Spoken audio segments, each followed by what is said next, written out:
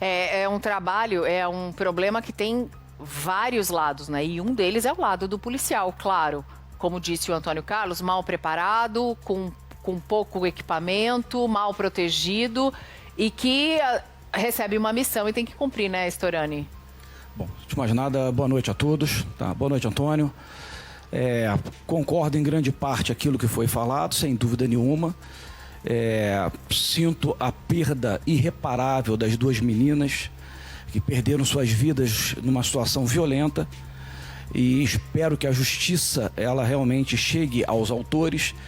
Lembrando que sempre quando há uma operação policial, os policiais eles são alcançáveis pela lei, porque eles são identificáveis, porque em razão das viaturas, em razão do uniforme, em razão dos nomes, em razão de um planejamento que foi feito anteriormente, enfim.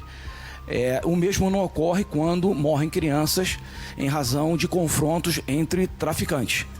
Nós não vemos o mesmo ânimo das famílias dessas crianças em acusar os traficantes pela morte dos seus entes queridos. E nem a sociedade em comoção por conta dessas perdas. Então há um desequilíbrio já direto em relação à nossa indignação. Eu me indigno com a morte das crianças durante uma operação policial e também durante confrontos entre facções criminosas ou simplesmente que eles usam arma de fogo para comemorar e vêm com a perda de vida de pessoas. Então, eu preciso trazer para esse lado e mostrar sim que nós vivemos, e concordando com o Antônio, uma sociedade violenta. Costumo me perguntar por que a polícia é violenta. Isso é uma pergunta que me fazem a todo momento, né? Como antropólogo. E eu faço um questionamento. Será que é porque a sociedade ela é pacífica? Né? Então não é pacífica da mesma forma como a polícia não vai ser pacífica diante de uma sociedade violenta e uma criminalidade extremamente violenta. Que usa, ficando cada vez mais, né? E mais ainda, porque aí vem uma questão conjuntural, precisamos discutir aqui e levaria muito mais tempo que o programa teria para falar sobre isso. Então, precisamos entender dessa maneira. Eu me sinto numa situação aduzindo situações como essa, a perda da vida de um cabo, o Cabo Cardoso, que na sexta-feira passada, com um tiro na nuca. Foi executado. Aquilo foi isso filmado por pessoas no interior da loja, foi lá cumprir sua missão, um pai de família perdeu sua vida. Então, são acúmulos de situações que deixam nós, como cidadãos, como seres humanos, né, indignados por tudo isso que está acontecendo. Concordo com o Antônio quando ele fala sobre a questão da indiferença, né, das pessoas com as vítimas. Ele está certo em relação a isso. Esses pais ficarão desamparados. A esposa e filhos do Cardoso só não ficarão porque a polícia ela ainda atende.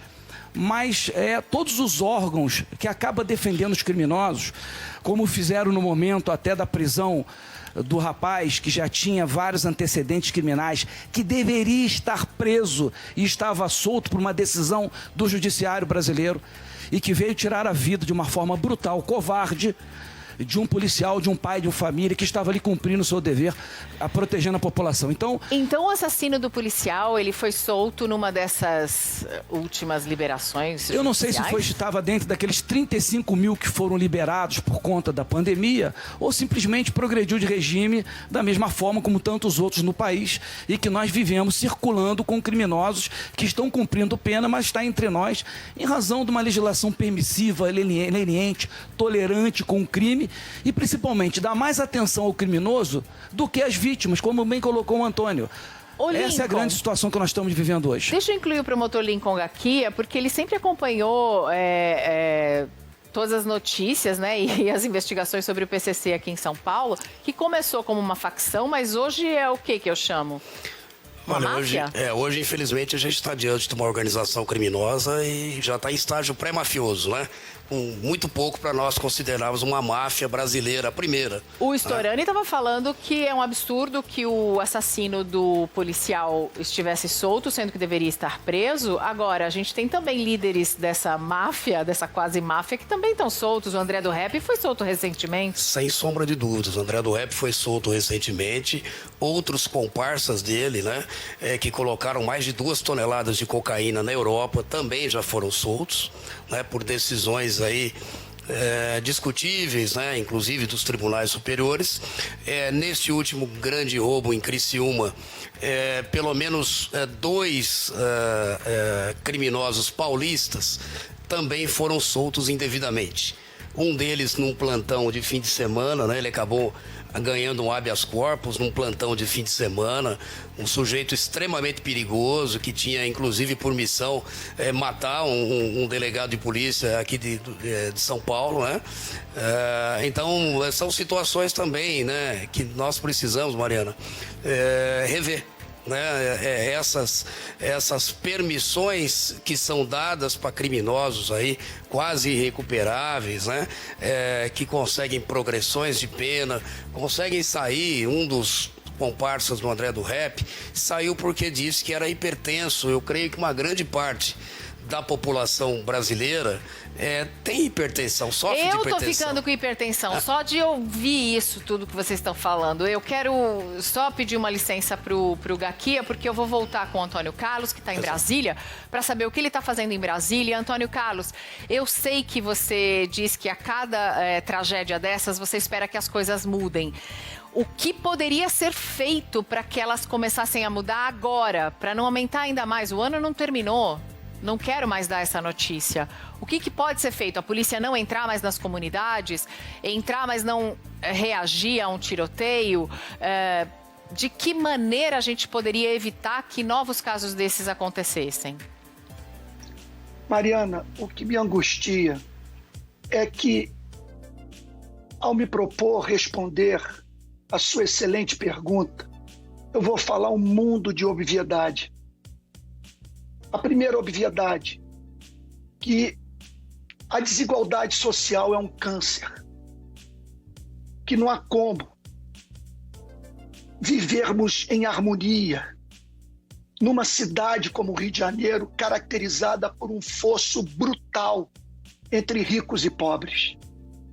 Essa desigualdade, ela jamais funcionou, sabe, entre os seres humanos, porque gera de um lado arrogância e do outro lado ressentimento.